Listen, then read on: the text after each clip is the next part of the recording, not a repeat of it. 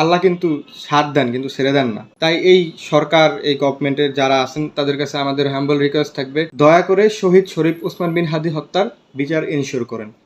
আসসালামু আলাইকুম। কেউ কি বলতে পারেন আজকে কততম দিন? আমি বলতেছিলাম শহীদ শরীফ ওসমান বিন হাদি হত্যার বিচারহীনতার কততম দিন। আজকে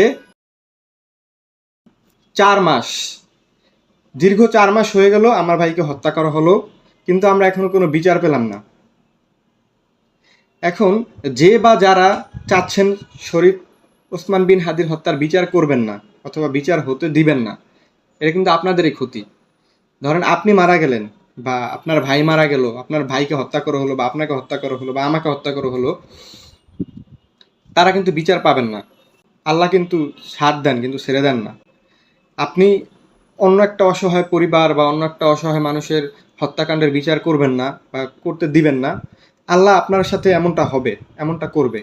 আমি একটা জিনিস বিশ্বাস করি যে গিভ অ্যান্ড টেক।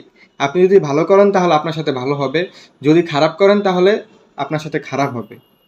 তাই দয়া করে, যদি নিজে অথবা নিজের পরিবার অথবা নিজের শুভাকাঙ্ক্ষীদের হত্যার শিকার হতে না চান, যাতে হত্যার শিকার না হয়, তাহলে দয়া করে শহীদ শরীফ ওসমান বিন হাদি হত্যার বিচার এনশিওর করেন। এটা আপনাদের কাছে রিকোয়েস্ট।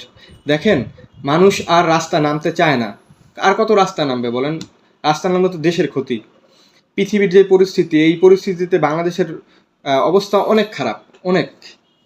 ঠিক আছে, তেলের সমস্যা, এই সমস্যা, ওই সমস্যা, এইখানে হত্যাকাণ্ড, ওইখানে হত্যাকাণ্ড, এই বিচার বহির্ভূত হত্যা, কত কি চলতেছে, তাই না? আসলে আমরা অনেক খারাপ সময় যাচ্ছি।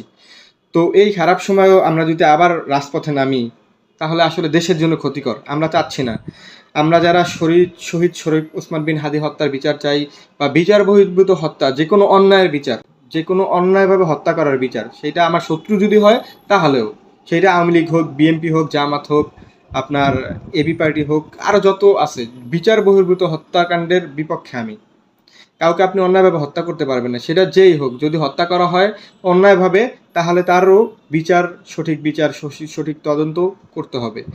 আর বাংলাদেশের বিচার ব্যবস্থা যদি আপনার সঠিকভাবে না করতে পারেন, তাহলে আসলে আমাদের দেশের অস্তিত্ব থাকবে না। এটা একটা আমাদের জন্য খারাপ জিনিস বয়ে আনবে। এমনিতেই বাংলাদেশ অনেক খারাপ সময় যাচ্ছে, অনেক সমস্যা দিয়ে যাচ্ছে। তো এই সময় আসলে আমরাও চাচ্ছি না এই সরকারকে তার যেই ধারাবাহিকভাবে কাজ করে যাবে এইখানে ডিস্টার্ব করতে। এখানে ডিস্টার্ব করলে আসলে দিন শেষে আমাদেরই ক্ষতি হবে। তাই এই সরকার, এই গভর্নমেন্টের যারা আছেন তাদের কাছে আমাদের হাম্বল রিকোয়েস্ট থাকবে, আপনারা দয়া করে যত দ্রুত সম্ভব শহীদ ওসমান